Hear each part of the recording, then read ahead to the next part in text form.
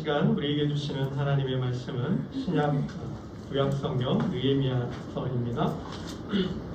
구약성경 느헤미야 2장 1절에서 5절까지의 말씀입니다. 구약성경 제가 가진 성경으로는 727쪽에 있습니다. 구약성경 727쪽 느헤미야 2장 1절에서 5절까지의 말씀을 한 절씩 교독합니다. 아닥사스다 왕 제20년 니산월에 왕 앞에 포도주가 있기로 내가 그 포도주를 왕에게 드렸는데 이전에는 내가 왕 앞에서 수심이 없었더니 왕이 내게 이르시되 내가 병이 없거늘 어찌하여 얼굴에 수심이 있느냐 이는 비록 내 마음에 근심이 있음이로다 하더라. 그때 내가 크게 두려워하여 왕께 대답하되 왕은 만세수를 하옵소서. 내 조상들의 묘실이 있는 성읍이 이제까지 황폐하고 성문이 불타사오니 내가 어찌 얼굴에 수심이 없사오리까 하니 왕이 내게 이르시되 그러면 내가 무엇을 원하느냐 하시기로 내가 곧 하늘의 하나님께 묵도하고 함께 읽겠습니다. 왕에게 아뢰되 왕이 많이 좋게 여기시고 종이 왕의 목전에서 은혜를 얻었사오며 나를 유다 땅 나의 조상들의 묘실이 있는 성을 보내어 그 성을 건축하게 하옵소서 하였는데. 아멘. 여러분 2023년 여러분의 사명은 나의 사명은 무엇입니까? 2023년 나의 사명 11조 100만원이십니까? 아니면 한가정 구원? 아니면 주일 예배 성수? 성경 일독? 새벽 예배? 새벽 예배는 참 힘들어요. 저희 아이들을 한 주간 이렇게 한두 번씩 나오게 했더니 하루 왼종일 좀비가 되더라고요. 자는지 깨어있는지 자는지 그냥 비몽사몽간 하루 종일 그냥 좀비처럼 해가지고 지내더라고요. 참 새벽 예배가 어렵고 힘듭니다. 아무튼 결국 성경 일독하는 것도 만만치가 않습니다. 성경 일독도요 이게 성경이 66권이에요, 그죠? 이참에 한번 말씀을 드리면 상식적 차원에서 성경이 66권, 구약이 39권, 신약이 27권, 39, 27, 27이에요. 여기까지는 그래도 다 잘 아시는데 그러면 신약과 구약이 총 몇 장으로 되어 있을까요? 신약과 구약이 총 몇 장일까요? 제 신대원 시험 볼 때 시험 문제에 출제됐던 문제이기도 한데요. 장수로 따지면 저도 적어왔어요. 이게 못 외워가지고 1189장입니다. 1189 장수로 따지면 총 1189장이에요. 구약만 929장, 신약이 260장이에요. 그러면 이 총 1189장인데 이거를 365일로 나누면 하루에 몇 장씩 읽어야 될까요? 보통 한 평균 3장씩 읽어야 되는데 그러면 365 곱하기 3 하면 1095장이 돼요. 1095장. 그래도 이게 좀 한 100여 장이 좀 부족하죠? 그래서 주일에 2장씩을 더 읽는 거야. 그러니까 하루 3장씩 주일에 5장을 읽으면 총 1199장을 읽는데요. 그러면 이제 다 읽을 수 있는 거죠. 그래서 하루에 3장, 주말에는 시간이 좀 많이 남잖아요. 그러니까 5장을 읽으면 성경을 일독할 수 있다고 합니다. 외에도 성경 일독하는 방법은 참 많이 있습니다. 아무튼 여러분들 성경 일독을 위해서 한번 방법을 찾고 한번 읽어보면 좋겠습니다. 2023년 여러분의 사명이 무엇인지 잘 모르겠지만 여러분 사명은, 꿈은, 비전은 현실적이어야 되고 또 구체적이어야 되고 또 실현 가능해야 돼요. 비현실적인 그런 꿈도 안 되고 너무 뭐 이게 하겠다는 거지 말겠다는 거지 어떻게 하겠다는 건지 뭐를 그냥 두루뭉술한 그런 비전도 안 돼요. 실현 가능한 아주 구체적인 비전이어야 되는데 어제 저희 가정 예배를 드리면서 본문이 사도행전 3장이었어요. 사도행전 3장에 보면 여러분도 잘 아시겠지만 40년 된 40년 동안 태어나면서부터 걷지 못했던 자가 있잖아요. 안진뱅이가 성전 미문에서 베드로를 만나고 고침받는 그런 이야기인데 이 성경을 읽다 보면 이런 표시가 날마다 성전 미문에 두었다라는 표현이 있어요. 날마다. 그래서 우리 한 사람 한 사람에게 물어봤죠. 희애나 너는 날마다 뭘 할래? 보은아 너는 날마다 뭘 할래? 하영아 너는 날마다 뭘 할래? 그랬더니 이게 머뭇머뭇하고 쭈뼛쭈뼛하고 말을 잘 못하는 거예요. 여러분 비전은 그런 거거든요. 날마다 시간을 정해놓고 장소를 정해놓고 날마다 그곳에서 그 시간에 할 수 있는 일이어야 되거든요. 이게 구체적으로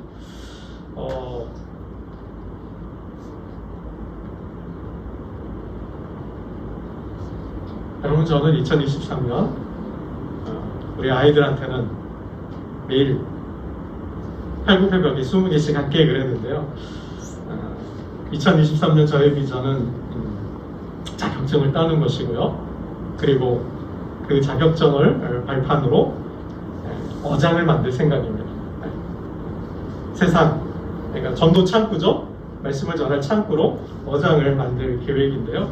5월달에 임상 심리사 자격증 시험이 있습니다. 그 시험을 볼 것이고 또 합격하면 또 그 공부를 토대로 또 제가 이제 상담을 통해서 사람들을 만날 생각도 가지고 있습니다. 그러니까 어장을 만드는 거죠. 그걸 제가 공부한 것을 토대로 해서 접촉점으로 삼아서 사람들을 만날 수 있는 장을 마련하려고 합니다. 이미 하나 만들어 놓고 있는데요. 그렇게 해서 복음을 전할 생각입니다. 여러분 그런 거죠. 2023년 나의 사명은 바로 그런 것이에요. 현실적이어야 되고 구체적이어야 되고 실현 가능한 일. 그냥 2023년 내가 뭘 하지? 이거 할까 저거 할까? 아직도 왔다 갔다 하고 망설이고 내가 이거를 해야 되나 저거를 해야 되나 그런 게 아니에요. 그러면 한 해가 그냥 또 가는 거예요. 그냥 때우기식 비전이 되면 안 된다라는 거죠. 때우기식 삶이 되면 안 된다는 거예요. 여러분 그러면 시간을 인생을 허비하고 낭비하는 것입니다. 그러니까 삶의 목표가 분명히 서야 돼요. 비전이 분명히 서야 돼요. 내가 이 일을 왜 해야 하는지를 분명히 알고 그 일을 할 때 삶이 풍성해지는 거죠. 꿈이 실현되는 거죠. 여러분 오늘 본문을 보면 예레미야가 예루살렘을 품게 됩니다. 예루살렘을 품어요. 오늘 본문은 느헤미야가 아닥사스다 왕을 통해서 유다 총독이 되는 이야기예요. 아닥사스다 왕이 느헤미야에게 묻죠. 우리 한번 2장 1절 말씀을 한번 보겠습니다. 2장 1절인데요. 2장 1절 한번 함께 보겠습니다. 2장 1절입니다. 시작. 아닥사스다 왕 제20년 니산월에 왕 앞에 포도주가 있기로 내가 그 포도주를 왕에게 드렸는데 이전에는 내가 왕 앞에서 수심이 없었더니 그랬죠. 그러니까 아닥사스다 왕은 성경에는 바사 왕이에요. 바사는 페르시아에서 지금 이란 이라크 지역에 있는 그 나라였어요. 바사 왕 아닥사스다 왕 때에 느헤미야는 술관원이었어요. 술관원. 왕의 채찍근이라고 할 수 있어요. 뭐라 그럴까요? 우리 조선의 역사로 따지면 수락관의 최대빵이라 그럴까요? 그러니까 예전에는 왕들이 독살당하는 일이 많았잖아요. 그것을 미연에 방지하기 위해서 가장 신뢰하고 가장 신임받는 자, 가장 믿을만 하는 사람을 그렇게 세우는 것이죠. 그 역할을 느헤미야가 했다라는 거예요. 했는데 그때 어느 날 아닥사스다 왕이 느헤미야를 보니 얼굴에 근심이 가득한 거죠.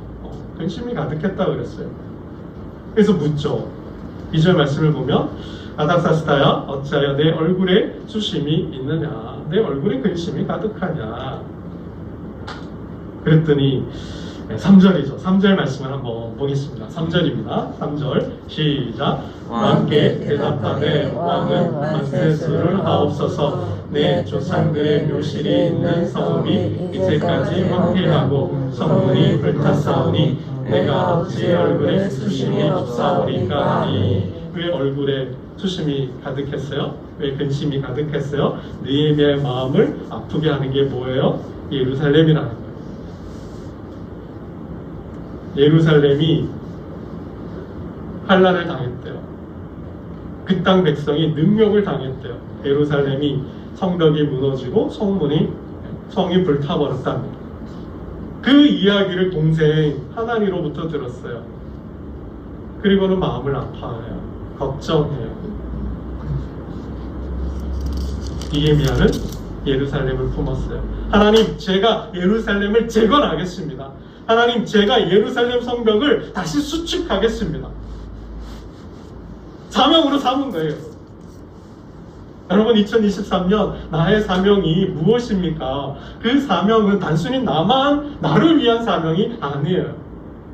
나만을 위한 사명이 아니라는 거예요.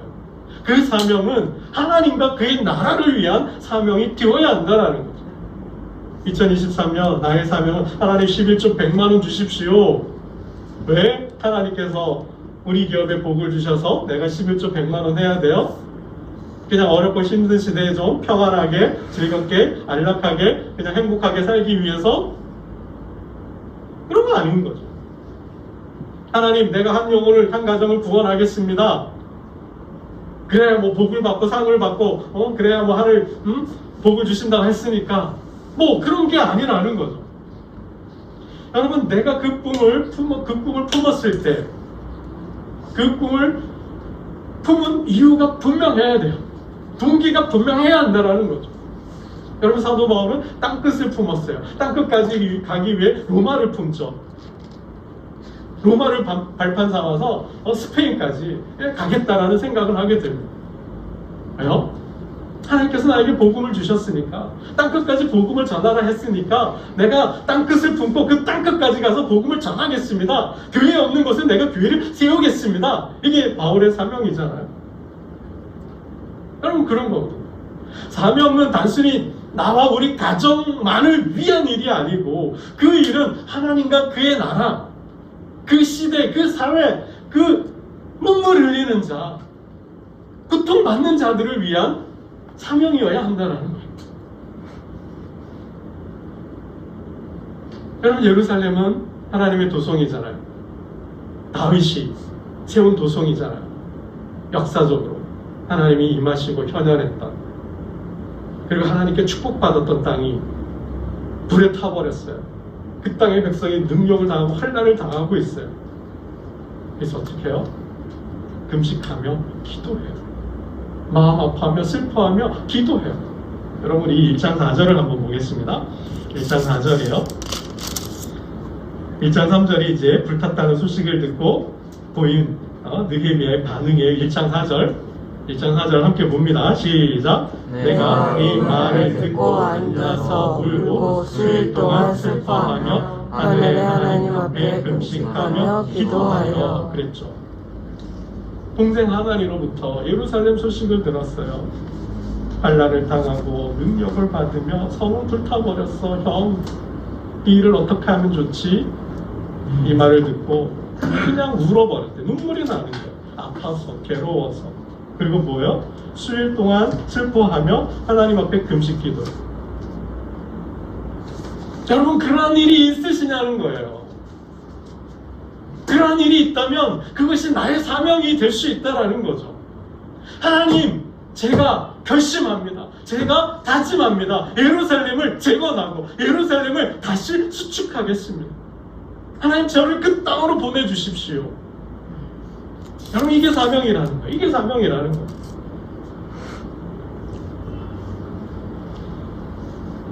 여러분 영웅이라는 영화가 하고 있는데요. 안중근 의사가 이 도히로부미를 하얼빈 역에서 저격하는 내용 소재로 하고 있어요. 여러분 안중근 의사의 손을 보면 약지하고 검지죠? 여기 검지인가요? 여기 네 번째 손가락이죠? 이게 한마디가 없어요. 왜 한마디가 단지한 거죠? 절단한 거죠. 왜? 저도 영화 보면서 처음 알았어요. 왜 절단했을까요?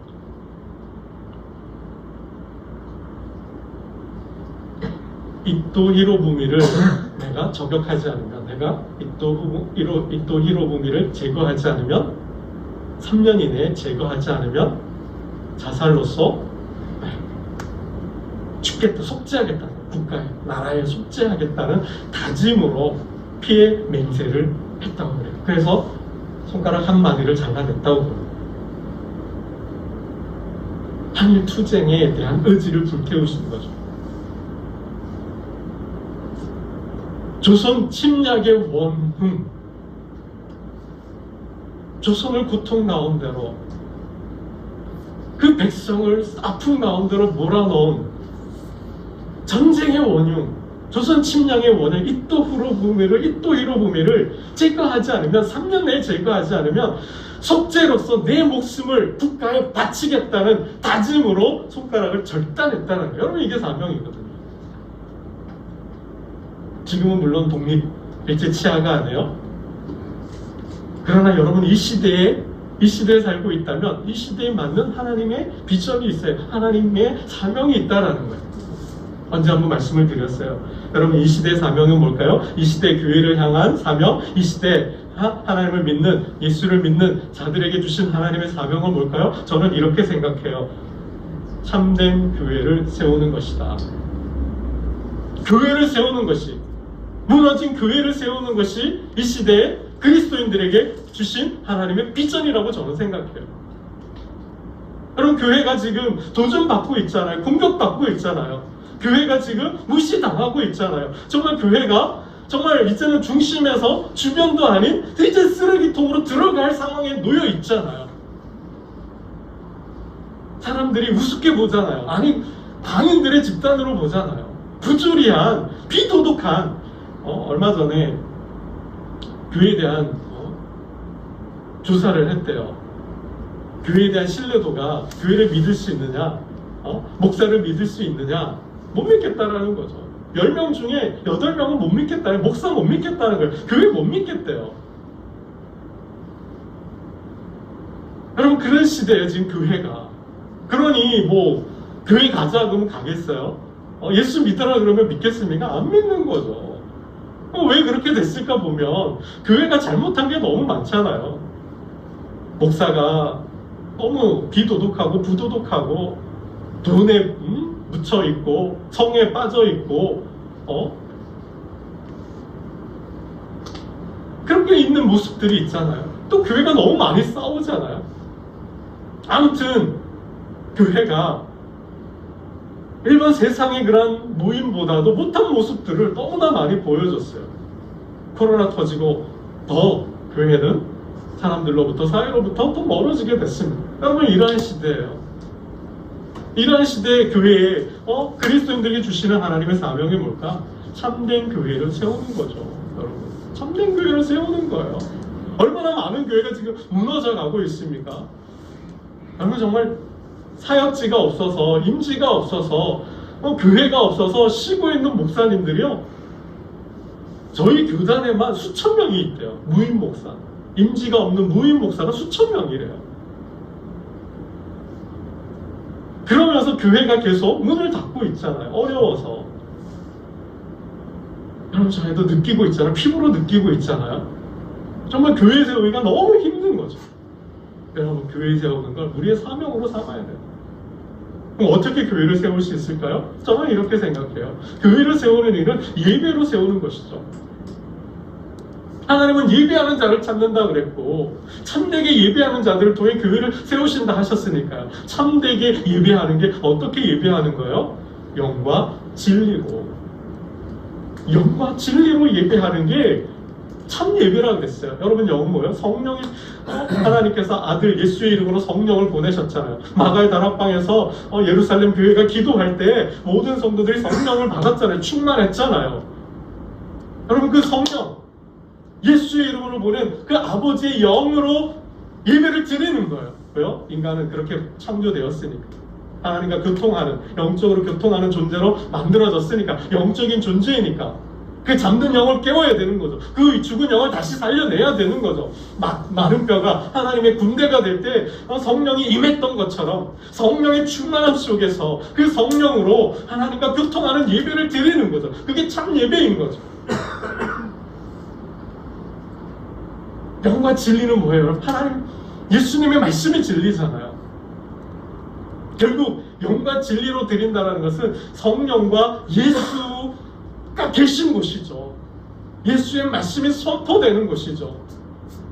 결국 영과 진리는 기도와 말씀으로 드리는 예배라는 거죠.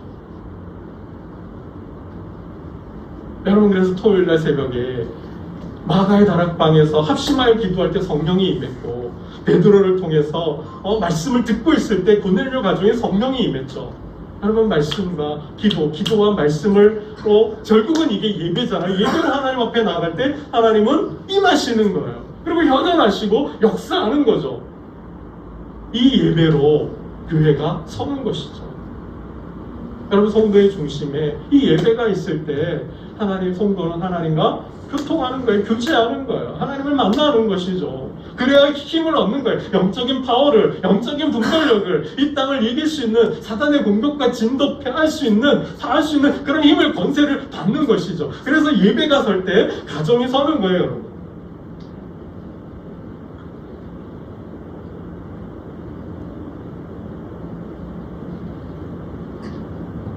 여러분 각 시대에 맞는 기전들이 있었잖아요. 예수님도 목수의 아들로 사셨어요. 목수로 사시면서 어머니를 모시고 동생들을 케어해서 돌봐주었어요. 그리고 30세가 되시고 이제 목수의 삶을 접고 복음을 들고 세상으로 나가시잖아요. 여러분 이게 궁적인 삶이에요. 하나님과 그의 나라를 위해서 자신의 삶을 드리는 것, 이게 궁적인 삶이에요. 여러분 이제 우리는 남은 인생은 뭐예요? 이제는 나를 위한 삶이 아니라 내가 아닌 하나님과 그의 나라, 그의 백성들을 위한 삶이 되어야 한다는 거죠. 어떻게 하면 이 땅에 하나님 나라를 세울까? 어떻게 하면 교회를 떠나가는 사람들을 다시 교회로 돌아오게 할까? 어떻게 하면 엘리야처럼 무너진, 파손된 그 단을 다시 회복할 수 있을까? 여러분 그래서 우리가 성경을 읽는 것이고 그래서 우리가 새벽 예배도 할 수 있으면 하는 것이고 그래서 우리가 기도하면 기도하는 것이죠. 이 교회를 세우기 위해서 물건도 필요하니까 하나님 그래서 하나님 11조 100만 원 아니 1000만 원도 주십시오 라고 하는 것이죠.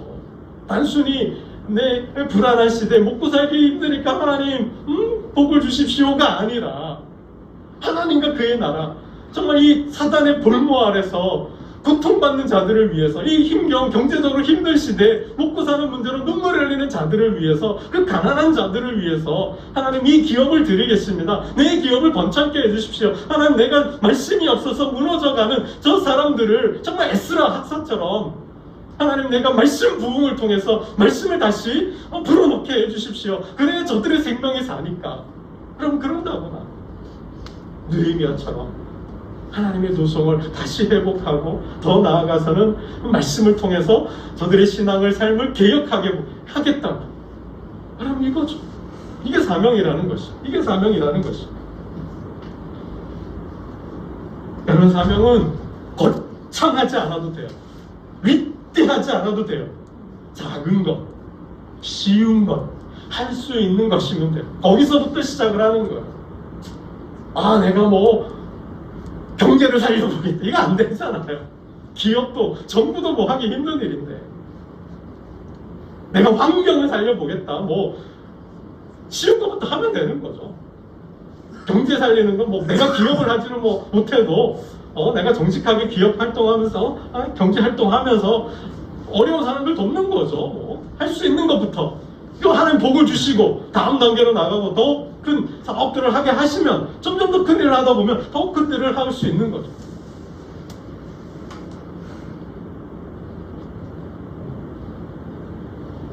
여러분, 느헤미야가 예루살렘을 품고 기도하였을 때 1장 11절이에요. 우리 1장 11절을 함께 보겠습니다. 1장 11절입니다. 함께 봅니다. 시작.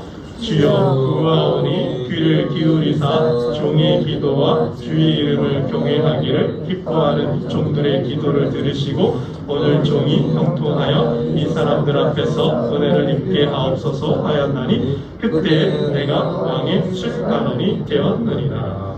예루살렘을 품고 하나님, 내가 예루살렘을 회복하겠습니다. 하나님 저를 보내주십시오. 기도했을 때 그가 뭐가 됐다고요? 술간원이 됐대요. 술간원이 됐대요. 여러분 놀랍지 않습니까? 신기하지 않습니다. 너무 놀랍고 신기해요. 어떻게 이게 이런 일이 가능했을까? 여러분 2023년 가정을 교회로 세우겠다는 비전을 품고 한번 여러분 도전해 보십시오. 그래서 제가 한 주간 동안 가정을 교회로 세우는 자에게 주시는 하나님의 복에 대해서 말씀을 드린 거예요. 자녀들의 복을 받고요. 정말 그 가정을 통해서 하나님께서 정말 물건과 영권과 교회를 세울 수 있는 모든 능력을 주신다라는 거죠. 한번 도전해 보면 좋겠어요. 여러분 정말 도전해 보시라고 저 감히 말씀드리고 싶어요. 정말 복을 주시나 안 주시나 감히. 여러분 가정을 교회로 세우는 일은 이 시대의 사명이에요. 이 시대의 사명이고 정말 가정을 교회로 세울 때 하나님께서 어떤 복을 주시는가 기대감을 가지고 한번 도전해 보면 좋을 것 같아요. 여러분 이것은 올 2023년만의 사명이 아니라 내 남은 삶을 다 들여서 바쳐서 이루어야 될 인생 사명으로 삼으면 더 좋을 것 같아요. 여러분 가정을 교회를 세울 때 우리 가정만 복을 받는 게 아니에요. 가정을 교회를 세울 때 사회가 바뀔 수 있어요. 사회를 개혁할 수 있어요. 그 부흥의 시작이, 그 개혁의 시작이 우리 집에서부터 일어날 수 있는 거예요. 여러분 가정을 교회로 세우는 일은 가족을 구원하는 일이에요. 여러분 고넬료 가정이 그랬잖아요. 베드로를 초대했을 때 엄마, 아버지, 동생, 형, 누나만 있는 게 아니었어요. 가까운 친척들, 인척들, 가까운 친구들, 가까운 이웃 사람들이 그 집에 모여 있었고 베드로의 말씀을 들을 때 성령의 모든 사람이 임했다 그랬어요. 여러분 교회 가자 그러면 올 사람들은 없잖아요. 쉽게 잘 안 오잖아요. 한다고요. 너나 잘 가라고, 너나 잘 믿으라 그런다고요. 근데 교회 문화가 어색하잖아요. 찬송도 어색하고 말씀도 어색하고 교회 사람들 만나서 악수하고 인사하는 것도 부끄럽고 그렇잖아요. 막 교회 문화 모두가 어색하고 그래 힘들어요. 왜? 해본 적이 않았으니까 몸에 안 맞는 거죠. 그런데 교회로 오기 전에, 모시기 전에 우리 집에서 부터 하나님 얘기와 또 삶으로 보여주는 거죠. 교회의 모습들을 집에서부터 보여주는 거죠. 긴 예배도 아니고 짧은 예배, 뭐 겉면도 좋고요. 뭐 꼭 구체적인 형식을 다 갖추지 않아도 우리 가정을 교회로 세워서 교회의 문화를 경험하게 하는 거예요. 간접적으로. 그래서 뭐예요? 익숙해져 갖고 가랑비에 옷 젖듯이 익숙해져 가게 하는 거죠. 교회 문화에 익숙해져 가게 하는 거죠. 그러다 한번 교회 한번 가보지 않을래? 소명교회 한번 가보지 않을래? 그래 한번 가볼까? 이렇게 되는 거죠. 그래도 와도 어떻게 해요? 그래도 말씀을 들었고 예배 좀 찬송도 해보고 뭐 했으니까 또 수월할 수 있다라는 거죠. 바로 직접 직통적으로 교회로 오기가 이제는 힘들어요. 그래서 우리 각 가정이 교회를 서서 가정 예배라는 그 형식 틀 속에서 친구를, 인척을, 이웃을 한번 데리고 와서 예배 드려보는 거죠. 가정교회를 통해서 교회를 경험해 보는 것이죠. 여러분 이 사명을 위해서 남은 여생을 한번 하나님께 드려보자라는 거예요. 그게 이 시대를 살리는 일이었으니까. 마치 느헤미야처럼 가정이 살아야 교회가 살고, 교회가 살 때 여러분 이 사회가 바뀔 수 있다라는 거죠. 이 사회에 희망을 줄 수 있다라는 거죠. 우리 자녀 세대를 어떻게 지켜요? 교회는 이제 하기 힘들어요. 이제 내가 내 자녀를 지켜야 돼요. 내가 내 손주들을 지켜야 돼요. 내가 내 후손들을 지켜야 돼요. 교회가 그 역할을 이제는 충실히 책임지고 다 감당하지 못하니까, 내가 그래서 말씀의 제사장이 돼야 되고 거룩한 영적인 제사장이 되어서 우리 자녀들을, 손주들을 가르칠 수 있어야 돼요. 그들을 예배 인도자로 세울 수 있어야 한다는 거죠. 이 시대에 그 각종 무신론적 사상들과 철학들과 그 세상의 가치들과 싸울 수 있는 아이들로 길릴 수 있어요. 그게 집에서부터 되어야 한다는 거죠.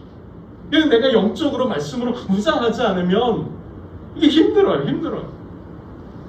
자녀들을 지켜낼 수가 없는 거죠.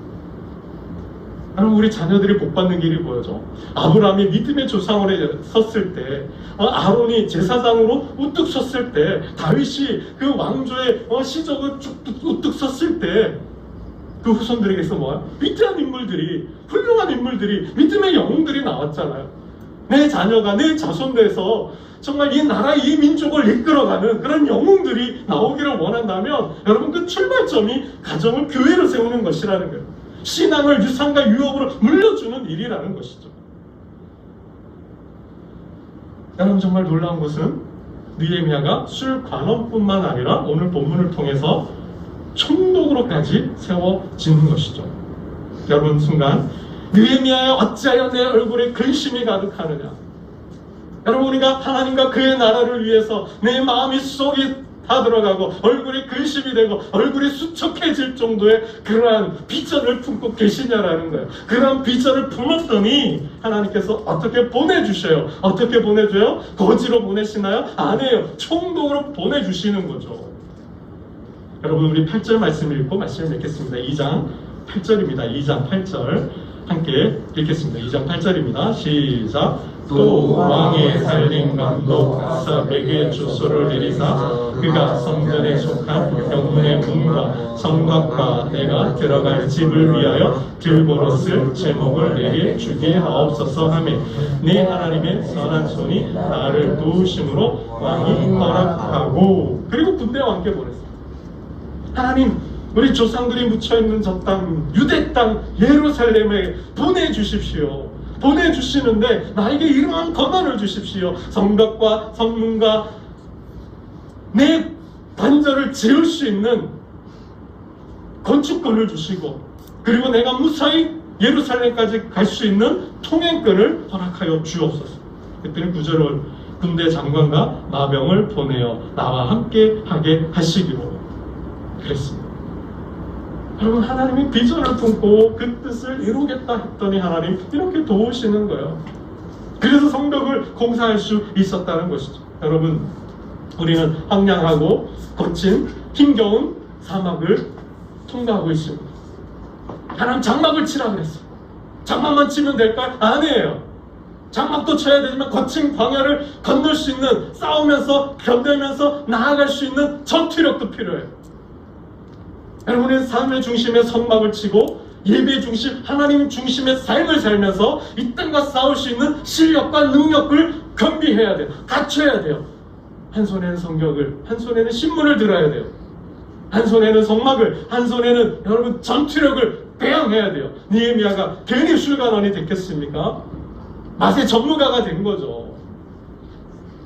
여러분, 이 땅에서 살아가는 그 힘을 성막과 함께, 예배와 함께, 영성과 함께 기르셔야 돼요. 그럴 때 하나님 주신 꿈과 비전을 이룰 수 있습니다. 2023년 가정을 교회로 세우고자 할 때, 삶의 중심에 성막을 칠 때, 그리고 성막을 칠 수 있는 능력과 실력과 기술을 익혀나갈 때, 여러분의 가정이 정말 하나님 나라를 세우는 그런 믿음의 복된 가정들 되실 줄로 믿습니다. 그 가정을, 그 꿈을 이루시기를 주님의 이름으로 축원합니다. 기도드리겠습니다. 하나님 아버지, 느헤미야가 예루살렘의 환란과 능력과 그 황폐화된 터를 보고 예루살렘을 품었습니다.